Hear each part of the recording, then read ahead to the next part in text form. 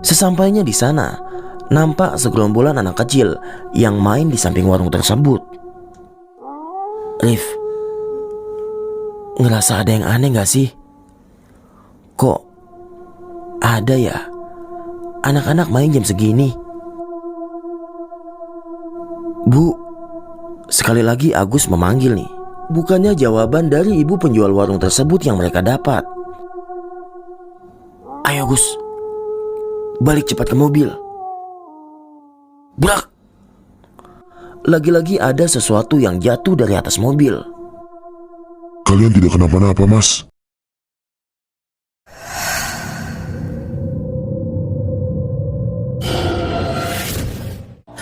Assalamualaikum warahmatullahi wabarakatuh. Apa kabar teman-teman? Semoga kalian semua dalam keadaan sehat walafiat, diluaskan rezekinya, dan dilancarkan segala urusan-urusannya. Amin ya rabbal alamin. Kembali lagi dengan saya Rizky dalam Menembus Hijab. Pada malam hari ini, saya akan membawakan sebuah kisah yang ditulis oleh akun Twitter yang bernama @wahyuaryan dengan kisah yang berjudul Perjalanan di Alas Roban. Sebelum lanjut ke ceritanya, mari dukung channel ini dengan cara like, komen, dan subscribe agar kami lebih semangat membawakan cerita-cerita misteri berikutnya. Dan jangan lupa nyalakan tombol lonceng notifikasinya agar kalian tidak ketinggalan cerita-cerita misteri dari kami. Untuk teman-teman yang ingin membaca ceritanya secara langsung, silakan kunjungi akun Twitter penulis yang linknya saya cantumkan di kolom deskripsi. Dan inilah ceritanya.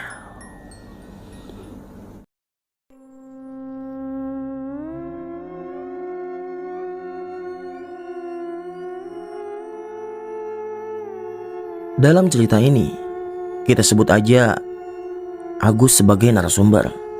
Ini cerita Agus waktu dia melewati Alas Roban di awal tahun 2000-an.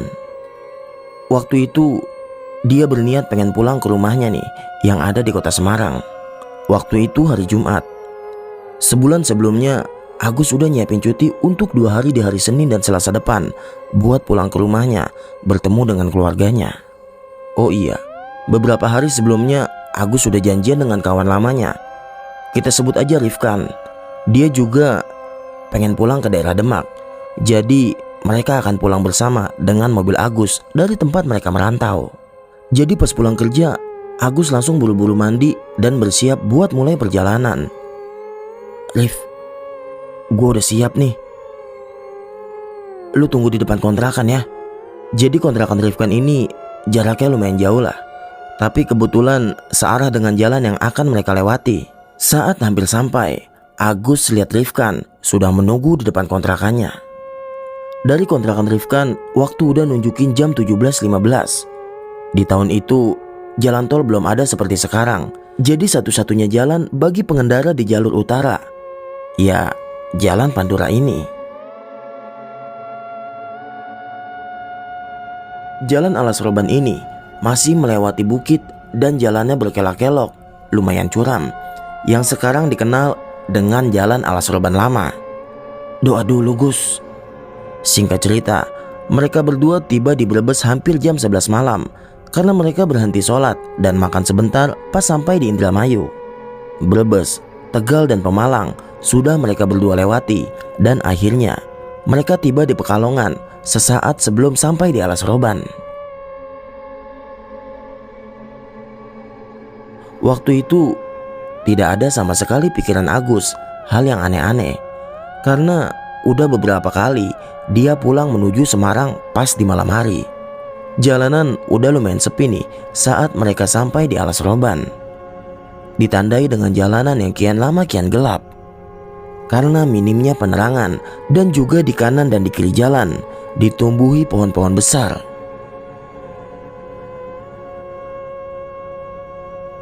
Sesekali Agus berpas-pasan dengan bis-bis antar provinsi yang memang melintas saat malam hari. Brak! Brak! Tiba-tiba terdengar 2 kali ada sesuatu yang jatuh di atas mobil. Apa itu Gus? Agus yang juga ngedenger nih langsung ke pinggir jalan dan melihat ke atas mobil. Dengan keadaan mobil yang masih menyala, Agus dan Rifkan melihat bagian atas mobil. Tapi gak ada apa-apa. Gak ada apa-apa Rif. Tapi saat Agus perhatiin lagi, ada bekas lecet sedikit di atas mobil. Cari lagi Rif di sekitaran mobil, takut ada apa-apa. Cukup lama mereka mencari dan memperhatikan, tapi mereka nggak nemuin apa-apa. Udahlah Rif, masuk ke dalam mobil aja, kita jalan lagi. Belum lama mereka berjalan. Tepat setelah tanjakan, tiba-tiba Agus dikagetkan dengan suara benturan. Suara itu berada di depan mobil, seperti habis menabrak sesuatu. Lu di dalam aja Gus, biar gua yang turun. Tapi gak lama, Rifkan langsung masuk. Ban depan lu kempes Gus. Waduh, mana ini jam 2 lagi. Mana ada tambal ban yang buka. Gue juga gak ada ban serep. Agus dan Rifkan keluar dari mobil ngelihat keadaan. Jalanan yang benar-benar sepi dan gelap waktu itu, dengan pepohonan yang tinggi di kiri dan kanan jalan.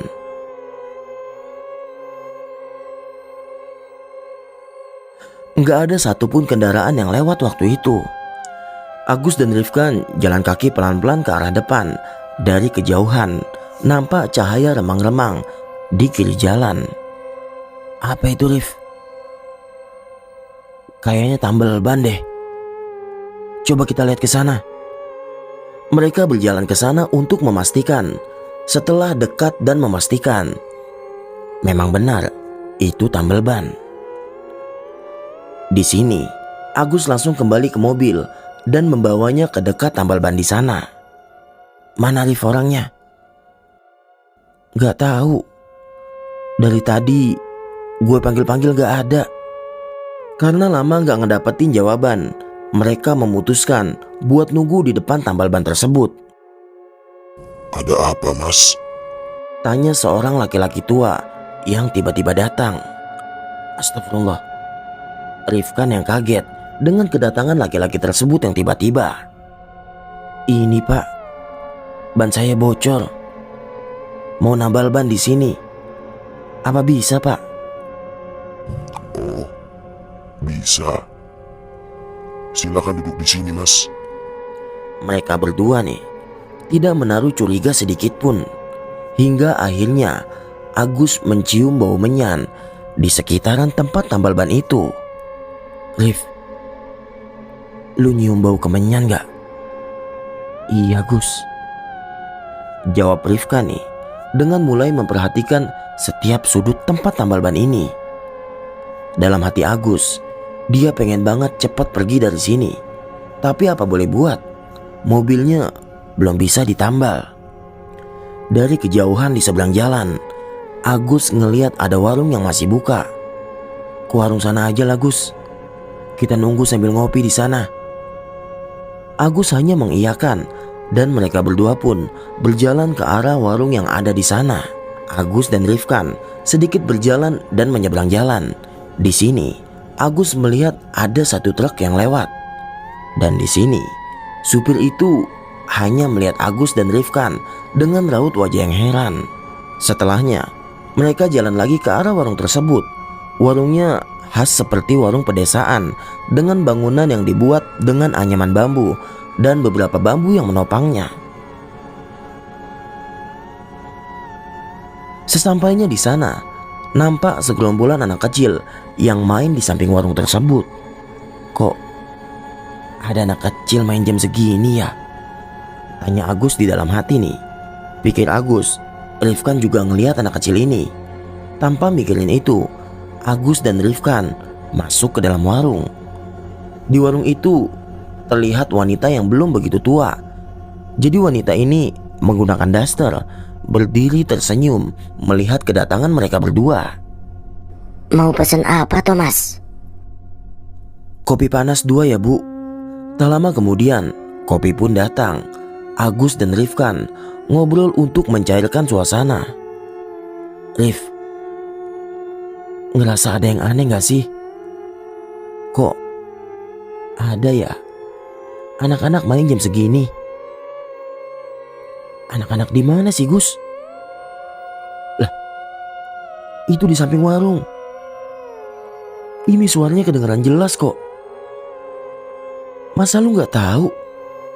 Tanpa ngejawab, Rifkan yang ngedengar ucapan Agus langsung keluar dan memeriksa ke samping warung. Mana? Gak ada apa-apa, Gus. Jangan nakut-nakutin lu. Situasi mulai tegang. Ibu-ibu penjual warung pun tiba-tiba hilang entah kemana. Agus dan Rifkan memutuskan untuk bergegas kembali ke mobil. Bu, sudah nih, ucap Agus nih memanggil ibu penjual warung. Berkali-kali Agus memanggil, tapi gak ada jawaban sama sekali. Bu, sekali lagi Agus memanggil nih. Bukannya jawaban dari ibu penjual warung tersebut yang mereka dapat. Agus dan Rifkan malah dibuat kaget dengan suara yang mereka dengar. Terdengar suara seperti wanita. Tertawanya sangat keras dan melengking dari luar warung. Gus. Di sini Rifkan memanggil Agus nih. Tapi dia cuma menatap Rifkan tanpa mengeluarkan sedikit pun suara. Nampaknya Agus di sini paham nih. Mereka berdua menyadari suara tersebut. Mereka berdua bergegas keluar dari warung itu, mencari dari arah mana suara tersebut, dan melihat ke arah belakang warung. Astagfirullahaladzim. Astagfirullahaladzim. Mereka berdua istighfar sama-sama atas apa yang mereka lihat. Ternyata ada wanita berdiri tegak, berjubah hitam sangat panjang di samping pohon di dekat warung tersebut. Matanya terbelalak putih dengan wajah pucat dan rambut panjangnya. Anak-anak kecil yang tadi Agus lihat berlari menuju perempuan tersebut. Agus lihat anak-anak kecil tersebut ada yang wajahnya hancur dengan banyak luka di badannya. Sangat jauh berbeda kondisi fisiknya saat pertama ia lihat tadi. Di sini Agus ngelihat wanita itu tertawa lagi, yang ngebuat telinga mereka berdua terasa sakit. Gus, ayo Gus, balik cepat ke mobil. Saat lari ke mobil, lagi-lagi mereka berdua dikagetkan lagi. Tambal ban yang mereka hampiri tadi sekarang sudah tidak ada, hilang tak kemana. Yang mereka lihat hanyalah mobil Agus yang ada di tepi jalan, yang di sebelah kirinya ada pohon besar dan jurang yang dalam, dan juga belantara yang sangat gelap. Agus sudah gak peduli bannya masih kempes nih. Mereka berdua buru-buru langsung masuk ke dalam mobil. Gus, ban lu gimana Gus? Udah biarin Rif, yang penting kita keluar dari sini dulu. Suara perempuan tadi masih sangat jelas terdengar menemani mereka berdua. Agus berusaha menghidupkan mobilnya, tapi lagi-lagi sial dan aneh. Tiba-tiba mobilnya susah buat dihidupin. Kenapa Gus? Gak tahu. Tiba-tiba kok susah dihidupin ya mobil gue. Selawatin dulu Gus, ucap Rifkan nih dengan muka tegangnya, tapi berusaha berpikir tenang. Allahumma sholli ala Sayyidina Muhammad. Allahumma sholli ala Sayyidina Muhammad. Allahumma sholli ala Sayyidina Muhammad. Agus baca 3 kali. Kemudian dia memutar kunci lagi. Hidup Rip, ucap Agus nih. Mungkin ini keajaiban dari setelah untayan salawat yang dia baca. Pas mobilnya udah hidup, Agus langsung menginjak gas dan cepat pergi dari tempat ini. Namun nasib baik belum juga menghampiri mereka. Belum lama mereka jalan, tiba-tiba brak, lagi-lagi ada sesuatu yang jatuh dari atas mobil. Udah, gak usah digubris, lanjut aja jalan Gus, kata Rifkan nih. Ini jam berapa sih Gus? Aneh banget, gak ada kendaraan yang lewat sedikit pun, tanya Rifkan. Di sini Agus langsung lihat jam tangannya, dan ternyata waktu menunjukkan jam 3 pagi. Tapi waktu itu memang aneh. Kenapa gak ada kendaraan sama sekali? Normalnya di jam segini masih ada kendaraan besar yang melintas walaupun gak banyak. Tapi pikiran Agus gak mau mikirin itu. Dia cuma fokus supaya cepat keluar dari alas roban ini. Gus, hati-hati!" Teriakan Rifkan dibarengi dengan teriakan Agus. Ternyata mereka berdua ngelihat wanita berjubah hitam yang mereka temui tadi lewat tepat berada di depan mobil mereka. Agus yang benar-benar kaget nih, spontan langsung banting setir dan nginjak rem mendadak. Tiba-tiba terdengar suara klakson di telinga mereka.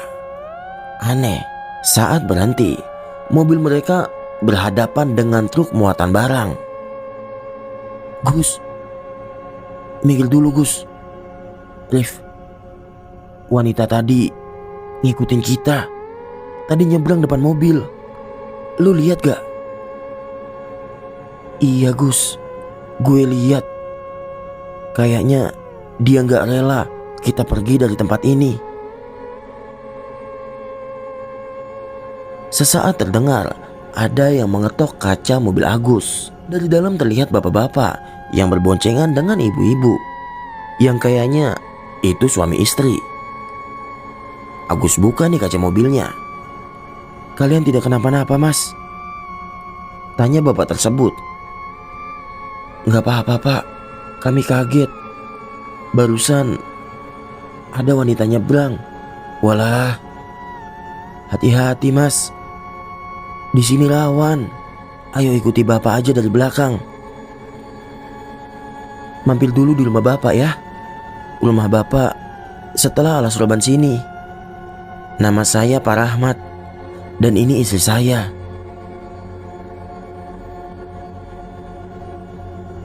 Singkat cerita, Agus mengikuti Pak Rahmat dari belakang. Di setiap tikungan, dia lihat Pak Rahmat tampak membunyikan klakson motornya. Dan mereka semua tiba di rumah Pak Rahmat sebelum azan subuh berkumandang. Bu Rahmat tampak langsung ke belakang rumah dan kembali dengan nampan berisikan teh hangat 2 gelas. Allahu Akbar, Allahu Akbar. Allahu Akbar, Allahu Akbar. Azan subuh berkumandang. "Mas, ayo sholat subuh dulu." Pak Rahmat mengajak Agus dan Rifkan buat sholat berjamaah di masjid yang jaraknya enggak begitu jauh. Setelah sholat, mereka kembali duduk di ruang tamu rumah Pak Rahmat. Perlahan, Pak Rahmat bertanya kepada mereka, "Mas-mas ini sebenarnya mau kemana? Dan namanya siapa?" "Nama saya Agus Pak. Dan ini teman saya Rifkan. Saya mau ke Semarang habis pulang dari perantauan. Masnya tadi ada kejadian apa sampai hampir kecelakaan seperti tadi?" Di sini Agus ceritain semua hal yang mereka temui tadi, sejak ban mobilnya bocor, sebuah warung, dan diikuti wanita berjubah hitam tadi. "Mas, di jalan alas roban tidak ada warung apa-apa, apalagi tambal ban. Di sana hanya ada hutan Mas. Tapi tadi kami menemui itu semua Pak." "Benar Mas, tapi Bapak sebagai warga yang tinggal tak jauh dari alas roban sangat hafal daerah sini.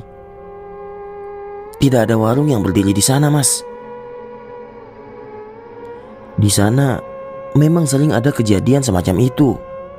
Jadi kata Pak Rahmat nih, belum lama ada kecelakaan mobil satu keluarga yang meninggal. Dan masih banyak lagi cerita pengendara yang diganggu sejak lama." Agus dan Rifkan cuma bisa menelan ludah nih di sini sambil minum teh hangat yang dibuatkan oleh Ibu Rahmat. "Mending Mas sekarang istirahat aja dulu di sini. Nanti siang atau sore baru lanjutin perjalanan," kata Pak Rahmat nih yang ngelihat keadaan mereka. "Gimana Rif? Terserah lu aja gua sama Gus. Ya udah, kita di sini dulu sampai siangan nanti. Keadaan kita masih syok dan lelah seperti ini." ajak Agus nih, dan Rifkan di sini cuma nurut-nurut aja. Mereka berdua ditunjukkan ke kamar anaknya Pak Rahmat yang kosong, karena Pak Rahmat, anaknya sekarang sedang merantau di Jakarta. Mereka tidur melepas lelah di sana. Siangnya, mereka bangun dan bersiap melanjutkan perjalanan yang sudah tidak jauh lagi. Mas, mau gue makan dulu sebelum jalan. Waduh, bapak kok repot-repot begini sih? Siang itu, mereka makan bersama dengan Bapak Rahmat dan istrinya. Beliau benar-benar baik kepada mereka berdua. Dan setelah itu, mereka pamit dan keluar menuju mobil. Gus, ban mobil lu kok masih utuh? Gak ada yang bocor sedikit pun.